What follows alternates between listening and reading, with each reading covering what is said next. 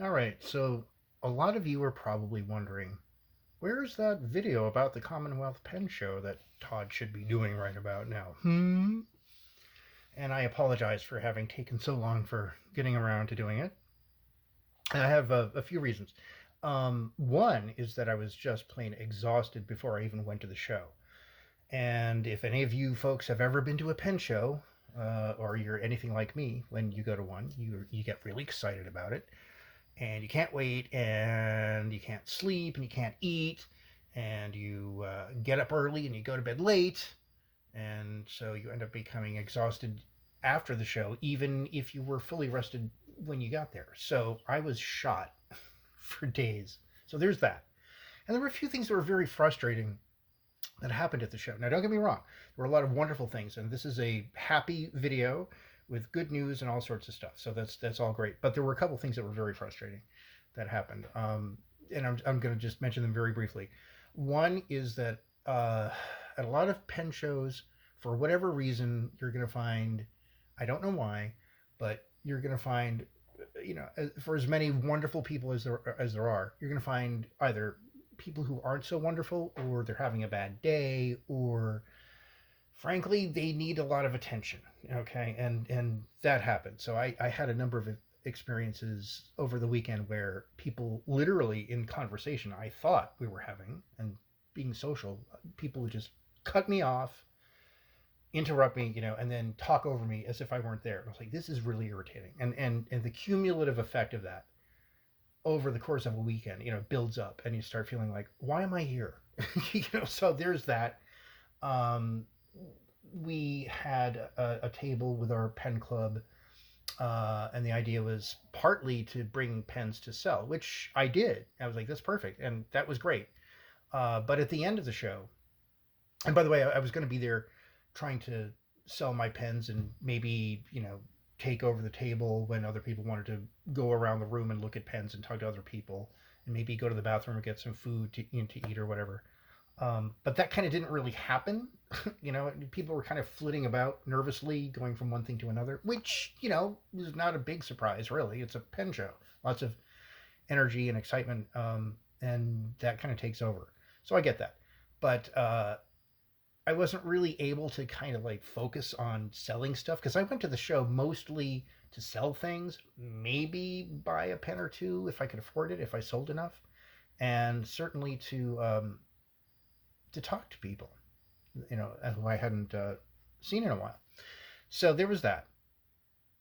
And what else did I do? Oh, right. So the at the end of the show, when the folks from my pen club left, they had left a little sign that said free, and they had some stuff that was put on, in front of it. And I hadn't really fully removed all my stuff. It's a good thing I removed my pens because those weren't free, I'll tell you. But I still had a couple of bottles of ink, one of which was completely unopened, and people thought that they were free. And I was like, no, and they were off to the side. So I was really annoyed by that. That was at the end of the show. So that's just kind of a terrible way to end the show, is with that. Fortunately, I got one of the bottles back, and then the other one, which I didn't get back. And again, these things weren't really the end of the world, but it was really irritating. But one of the bottles that I was not able to get back, um, Neil Lander, wonderful guy, who's a collector and seller at the Boston show, who was right behind our pen club table, said, "Oh, here, take a bottle of mine." It was the same ink. It's this stuff. In fact, this is the very bottle. Hey, love it. He was so nice. He's like, "Look, I've got a bunch of these at my desk. Don't worry about it." I'm like, "Are you sure? That's so nice of you." So that was really great, but it kind of put me in a bad mood, for like the rest of the afternoon. Um, and there was also a person who's a long time uh, pen show goer, wonderful person. I've run into this person a bunch of times at a bunch of shows, and we've seen each other and had wonderful conversations. Great person, but this person had some problems with, trying to get back into the venue the following day. Didn't have cash. Was surprised that, you know cash was required to get in, but etc. It was just, and then the way that the show folks handled it was a little bit awkward, and it's just a whole bunch of like, everybody could have done a little bit better. But I would just say, when it comes to pen shows, think of it as a giant flea market. I mean, I'm surprised a lot of people, especially people who are into new pens, don't really think about that way. They don't think about it that way. It's, as I've said in another video, it's kind of a cross between, um, a flea market, a convention, and I don't even know what else. But it's certainly a big gathering. It's a lot of fun. They're great. But I don't know. Sometimes there are things that kind of get in the way of the fun, and that kind of happened, which was too bad.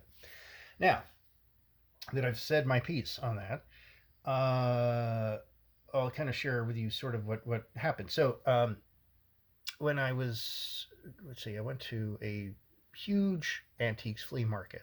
This was last year, and I found this cool Waterman's display case from the 20s, and I had a couple of these trays in it, which is great because I'd been wanting one for years. And I don't know what's up with this. There's this like little tab thing here. Now there is the globe. Hold on, let's see, the globe is right there.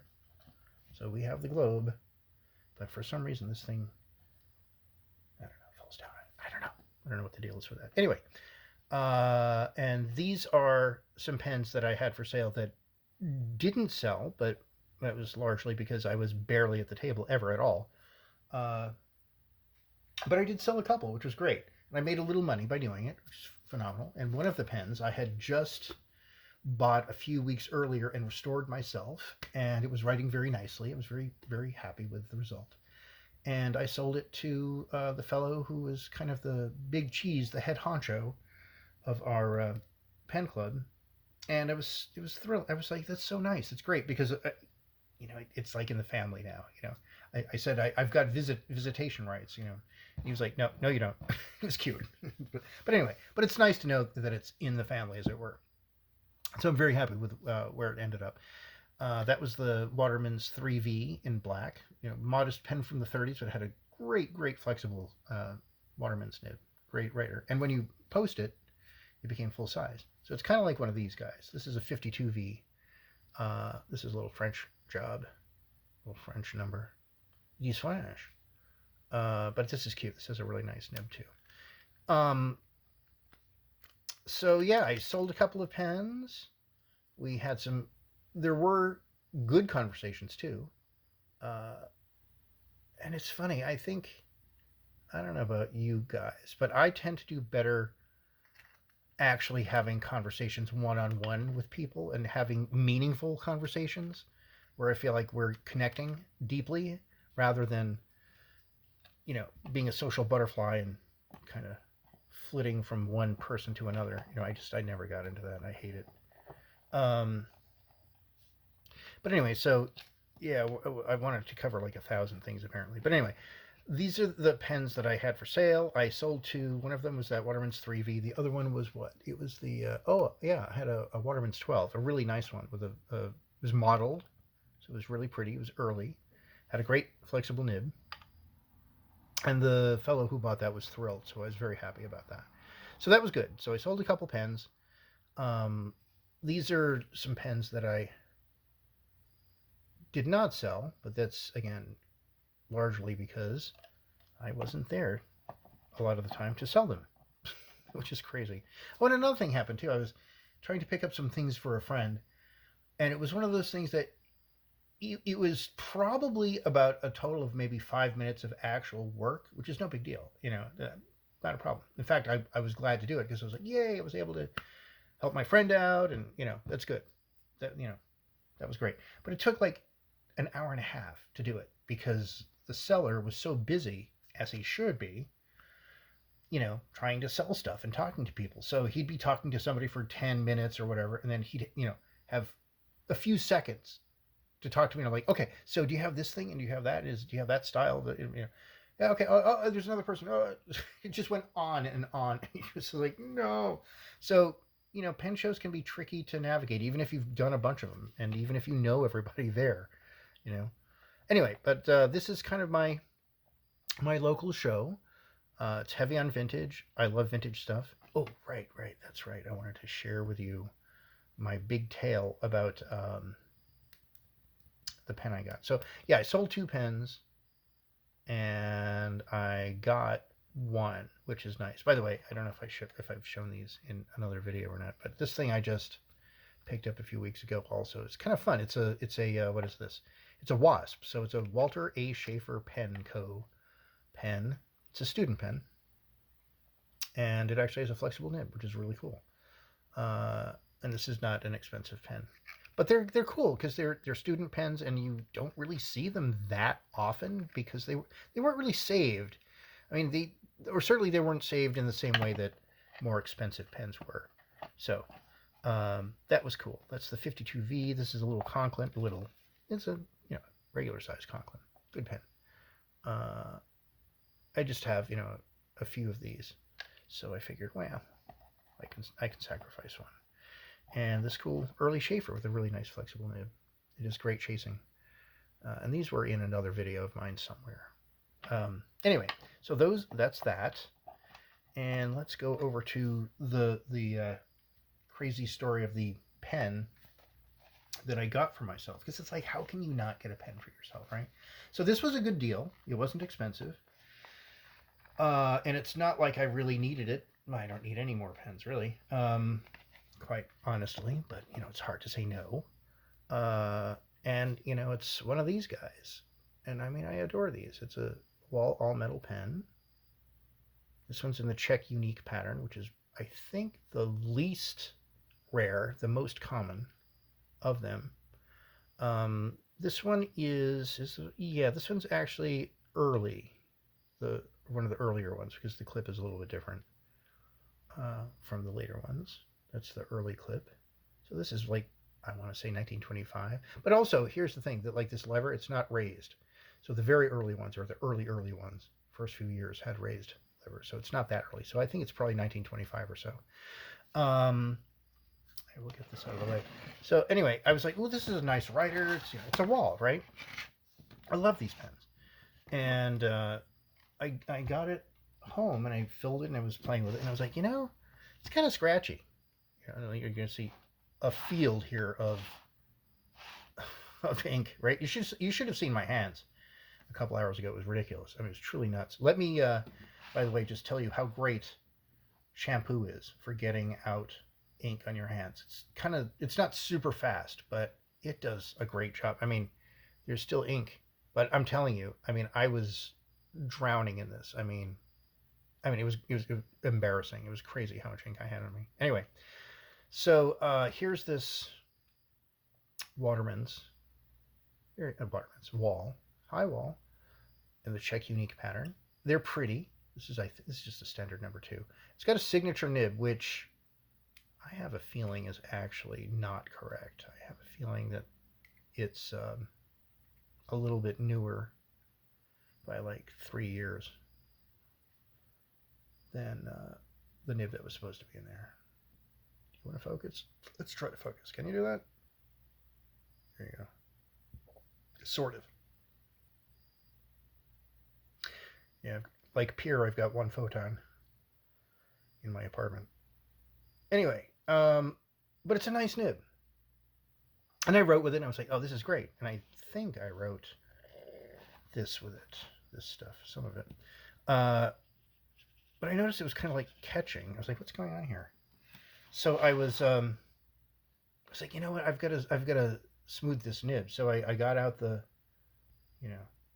buffing sticks, and I went to town on it, right? And it kept going and going. Like nothing was happening, and it seemed like it was getting worse. And I'm like, what's going on? This is crazy. And I was like, this is just nuts. Look at this. I mean, that's crazy, right? So I'm like working and working and working. I'm like, how come it's not getting smoother? Well, I'll tell you, this is a great little tip that I'm about to share with all of you.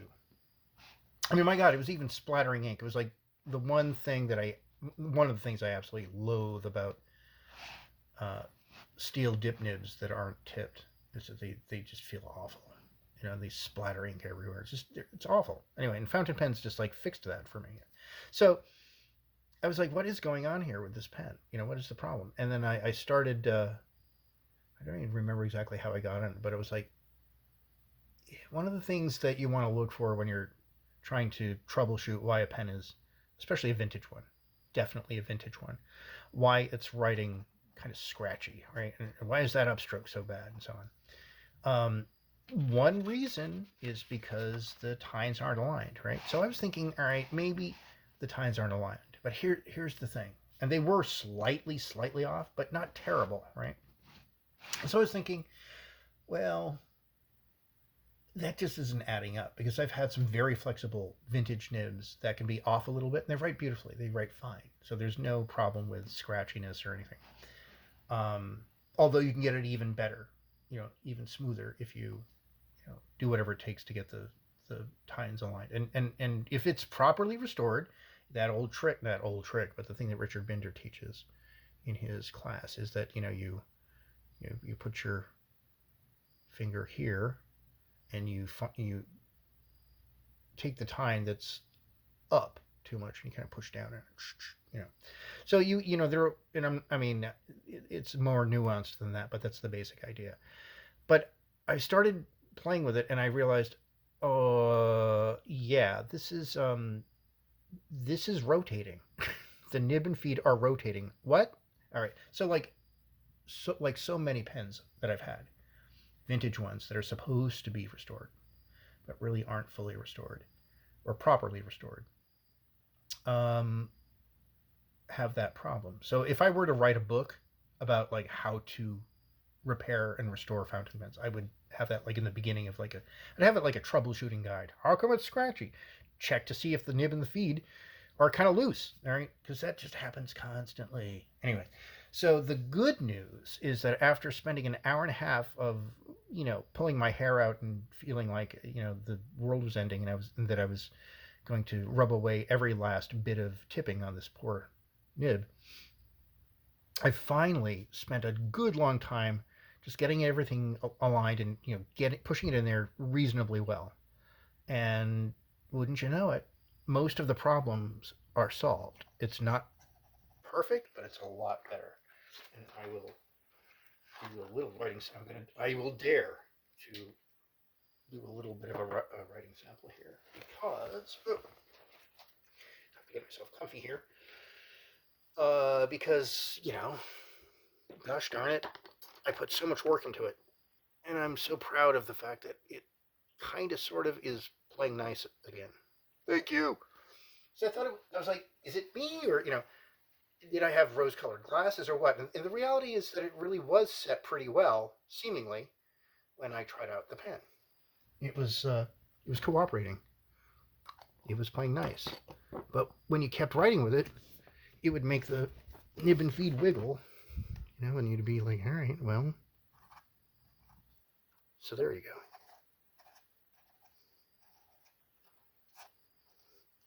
So there, let me zoom in a bit. There you go. Hello, grain. Okay, that might be a bit much. Let's try that. Is that better?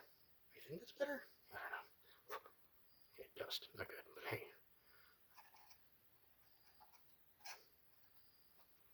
There you go. Lovely.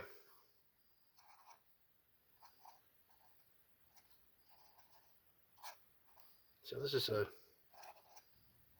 so I can feel it kind of grabbing there, which is not good. But yeah, this is why I bought it, because it's just, these are great nibs, man.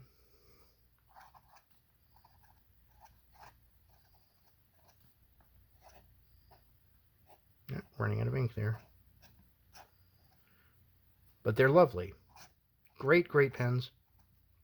I love wall nibs from the 20s and 30s. This is one of them. Get thee to a pen show, as a certain pen group moderator owner on Facebook says, but it's kind of true. F book. But yeah, they're great. Pen shows are great. Just realize that there's some people who are going to be like a bit of an eye roll, and then other people are going to be great, and that's just kind of how it is, And then you end up having a great time with people you'd never even met before, and you end up having wonderful conversations. That happened to me with this lovely fellow named Ben.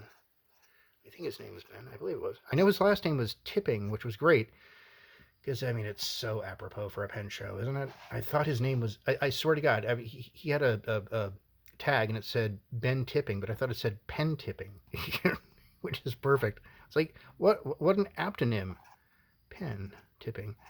I guess we do actually have more ink in here than I thought. Anyway, and a really cool thing happened also at the show, I certainly am taking it as a compliment. Pierre, who usually does the name tags for folks, and he writes them beautifully. He uses something of the Wall Eversharp typeface when he does it, so they're kind of like, sort of like that sort of thing. But anyway, he was super busy and had a lot to do, and there were addenda. There were more people who were showing up and who needed name tags, and it was kind of hard to read the handwriting of the fellow who was handing out these the lists of the names of the people who needed to be on the name tags. Anyway, and then Pierre basically handed the job off to me at one point. I was like, well, that's really nice. He trusts me enough to do it. Yeah, so that's, yeah. So I still have to work on this nib. I don't know exactly what it needs, but it's a lot better than it was. I'm not as terrified of using it now. I'm a little terrified, but just a little bit. But yeah, I mean, that was really cool. So I was like, oh, all right, cool. I guess I've arrived, right? If I'm making name tags for people, cool. Yeah. The other thing I was going to show you just a little bit of before I go. This video's already gotten incredibly long. First thing, what seems like not an awful lot.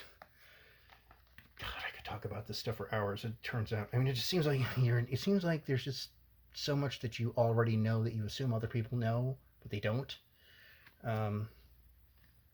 Or that it's just really hard to take something that you've kind of really internalized over time, and then trying to condense it into an easy to digest, short, sweet, digest.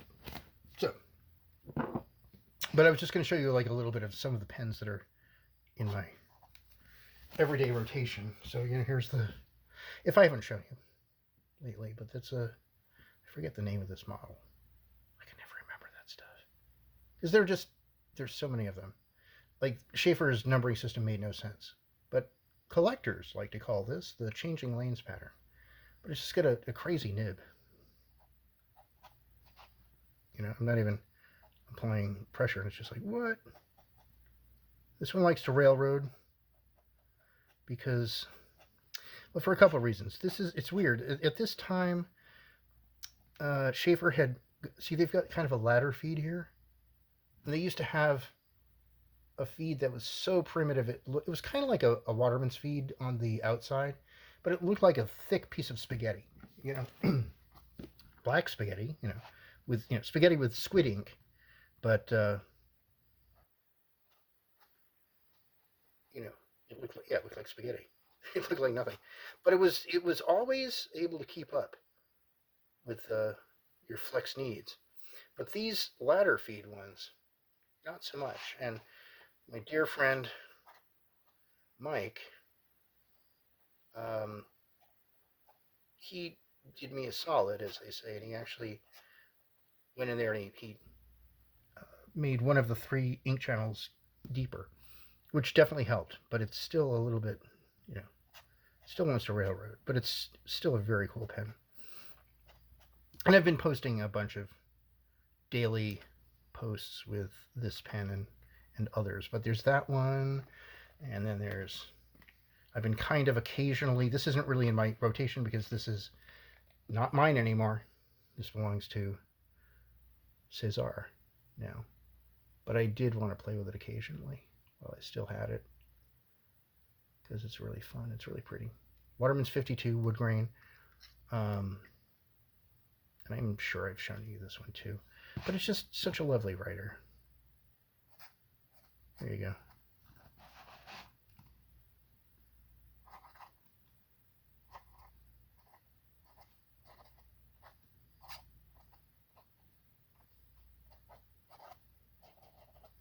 It is tricky writing at this angle, I must say.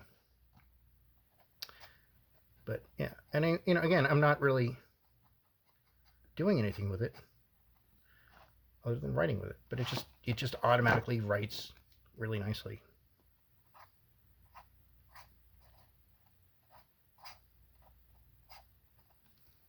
Love it. And what else do we have in here? I've got too many pens. I mean, I really do. It's fun though. I mean, what can I tell you? Of course it's fun. Why do you think we do this? Because it's fun. All right, what do we have here? Oh yeah. Speaking of wall, this one I think I've shown you guys too. Great writer. Oh God, the cap is a little bit loose. Oh boy, hope it hasn't dried out. That happens to me sometimes. Such a nice writer though. Let's see if it's still. Yeah. What a trooper. This is such a cool pen because it's missing. It's missing. These pens are supposed to have a band here, a gold band there, and a gold band, right? And I think a gold band here, right? No, here. Sorry. Yeah. So there's supposed to be a band up here and a band down there, but this doesn't have one in either spot, which is kind of weird. So I thought this might be a student pen. I could be wrong. It could also be a variant. I don't know, but it was from a collector standpoint, it was a must-have. Another great wall nib. This one's finer, but it's awesome.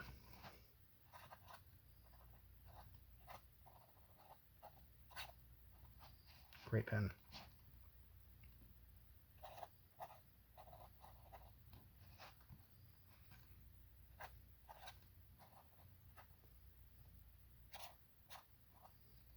Love it. And what else is over here? Oh, and the other stuff that I just adore. I mean, we've got my little taper right here that this is fun. Again, it's a taper right. It's not worth $1 million or anything like that, but I'm not, I mean, I won't sell it because it's like, I found it at an antique shop and it's the first one I actually found out in the wild. And I can, throw it in whatever it is that I'm bringing my pens in and not really worry about it. I can have it in a pocket or something at work and not worry about it. And, not crazy amounts of line variation, but it has it. Great writer. I am constantly out of frame. Apologies. Great writer.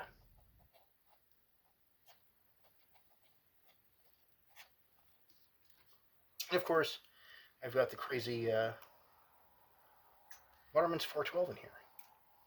So this is why I've been partly why I've been so quiet for a while too, is because I'm just preoccupied with playing with my damn pens and not necessarily showing them off, but just having fun with them. That's cool. At work I've managed to show a few people some of these pens and some of what I do with them, and people have been digging it, which is really cool. So it's really nice. Like, ooh, is that calligraphy? Like, yeah, sort of. Or I like your handwriting, or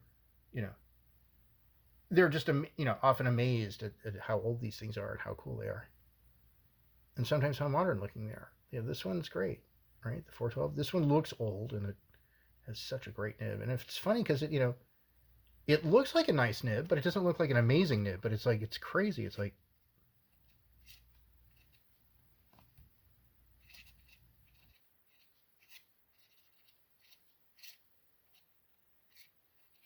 it's nuts.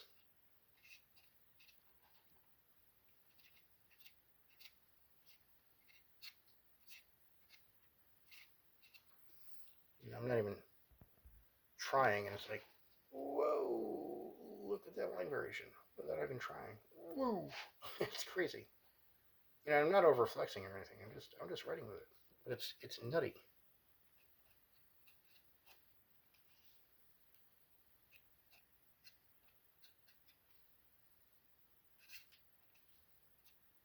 I love it. Cool pen. This is a desert island pen for me. I'm like, I'm good. I'm done.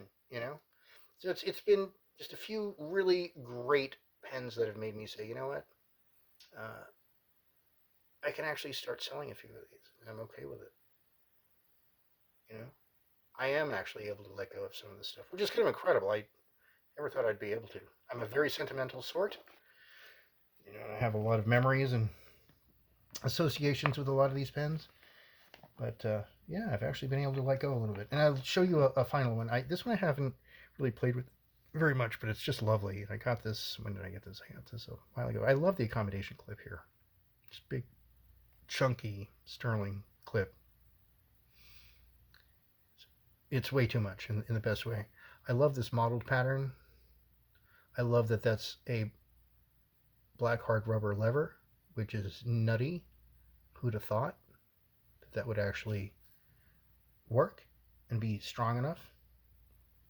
This is a maybe Todd. They're the only people I know of who did that, and it's got this sort of really nice English modeling. I'm an American pen person, but I've got to tell you there are some exceptions, and this is one of them. It's just a really nice pen. There you go. The imprint is cool. A little worn, but just a good looking pen. And this one's not filled, and I would dip it, but I don't want to clean it. I don't want to clean it. But anyway, let me zoom out a little bit here. Try to get the focus a little better. But it's just a really, really pretty pen. And I'm so glad I have it. And it's kind of cool with this accommodation clip here.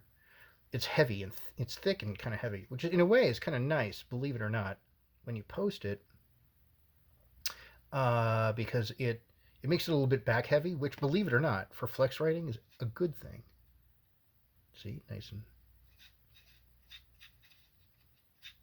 flexible, because it helps your hairline. It helps you to kind of float on the page. And I do have Pierre to thank for making that plain to me and to the world that, in fact, it's a good thing to have